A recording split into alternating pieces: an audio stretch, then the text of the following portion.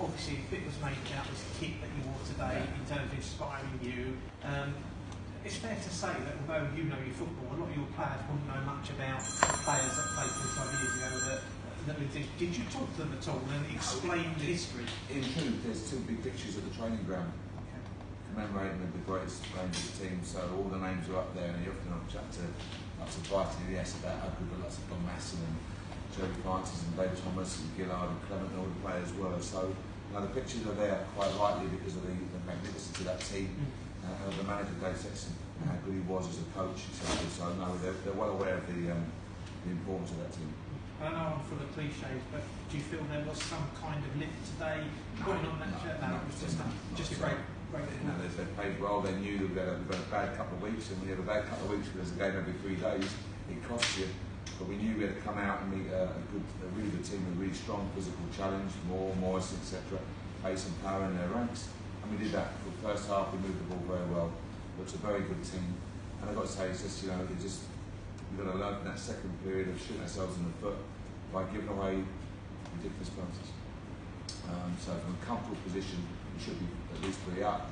The tour now, and they're throwing bodies in the box. So dominant on the pitch to shore out defensively, and it's a 30-yard screen into the top corner. Quite naturally.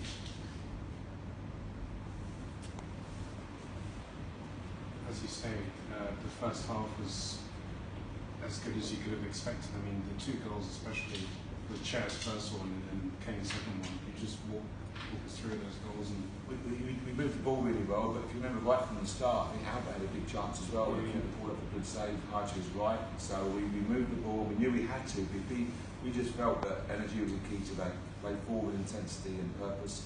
I thought it was a very, very good team. We got to good areas, we got in the half turns, and we were dangerous. We played well from the back. They mixed it up in terms of playing short, playing long. I thought we looked a very good team. But it's a 90-minute game, and we have to recognise that. And just those penalties as well. I mean, Barbe brings down Keith Moore, and then Masterson gets penalised with a handball. When you look at those 2 penalties, is it just naivety or is it just bad luck? No, I don't think it's luck. And as I say, we don't dig out. We defend as a team, we attack as a team. So, they stood up to a real test today, Yoane and Connor. And young Connor is thrown in there, and he's a young guy learning the game, etc. So you learn by that. Unfortunately, it's good that you learn and you win a game of football. You don't want to have that situation and hanging that you've lost a game of football. But we've got to make good decisions. When you're in the area against good forwards and clever forwards, you've got to make good decisions. And on those 2 occasions we didn't, and then you paid the price for it. Mark, I'm not saying that morale was anything wrong, but you played a team that had best away form in the Championship. You beat them deservedly.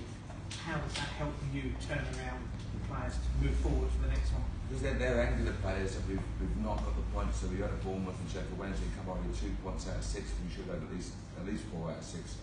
But these are the fine margins. We've let ourselves down in a couple of games. Preston Barnsley, for example, we started the games well and had good periods. And after the first 20 minutes of Barnsley, but then you lose 3-0. So we've let ourselves down in a tough 2 weeks. So the reaction when we scored the winning goal told you how together they are and how keen they are to correct that. As well, it's a good squad, a tight squad. We missed a couple of players today through injury and suspension, and yet the squad has responded really well. That must have really pleased you, that reaction at the end, because it was relief, celebration. It was, and something that was deserved. It was deserved, but the likes of Choddy coming in for us, because Oz has played so well, and game after game after game, making those type of changes. Young Connor coming in for Rob Dickey, and again in midfield, and Brighton coming back into the game. So these type of changes gave us some energy. But it is about the squad, and we've always said that everyone's going to have a part to play and a contribution to come in the season. So important that they're ready, they've worked hard in training, they've had to be patient, but they showed the quality today and their desire as well.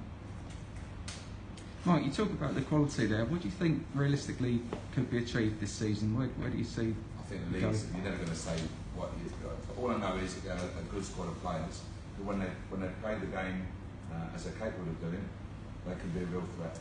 We can have any team on our day, of course we can, but it's a long season, it's about consistency. And at the moment we have to have better consistency. But when we're good and we move the ball with purpose and intent, we look a very good team. But you can't get away from the fact that you've got a tough cup 1 or 3 or 4 games, it costs you, but there's no doubt quality, physicality, we can deal with it and step up to it. And a lot of young players learning the trade as well. So hopefully, as I say, it's a demanding league, it's a grueling league, but if we can step up, keep learning, we'll be in a decent position. Just wanted to go on some of the changes that you made. I think in the past few games you played a slightly different system than you normally would, but this game you played 4-2-3-1. I'm just wondering what the thinking is behind the 4-1-3-2, I want to say, because you're playing two strikers. Played 4-2-3 today. Sorry? Played 4-3-3 today. Jeff sitting and Tom in front with a yes. You know, in 4-3-3 is 4-3, 4-2-3-1, 4-1-3. It's just slight tweaks. If a player rolls in from the flank and they go, you change a bit, you ask them to narrow up slightly because of a certain threat, or vice versa. So we were 4-3-3, 1 and 2 in midfield, and Tom just dropped into the 2 if he needed to defensively. It was important today, you saw with their two hitters that we got out to them and stopped them playing, and they had more joy, and we didn't get out to them. So it's important to say 4-3-3 today, 4-2-3-1. It's a small tweak within the formation. Do you feel like you're getting closer to knowing the best teams out there, or do you feel like you already know what the best team is and it's just about getting into that rhythm? When you play a game every 3 days, you can't sit there and pick the same 11 players.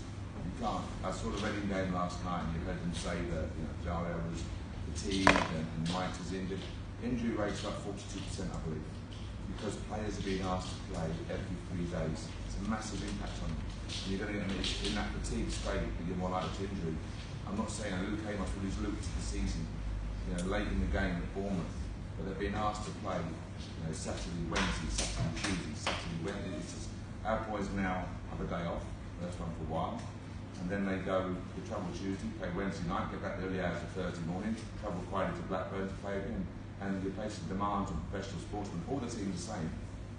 You're placing demands where the likelihood of injury is more, and obviously the quality of the product is going to dip for obvious reasons. But in terms of your favourite team, you've got to use the whole squad. You don't get a better price.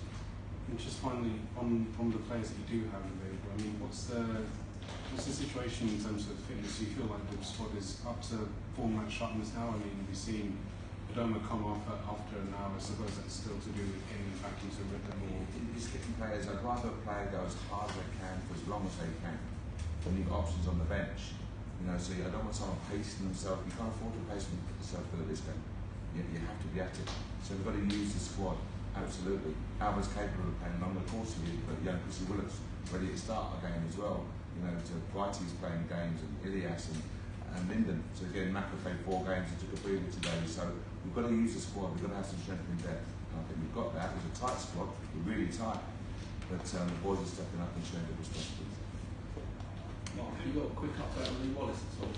Yeah, you got a whack on the outside on the bone, a bone bruising. So as you were hitting the impact, it was really sore. He couldn't train yesterday, but will return to train on Monday. If we're not locked down. If we're not locked down, of course, yes.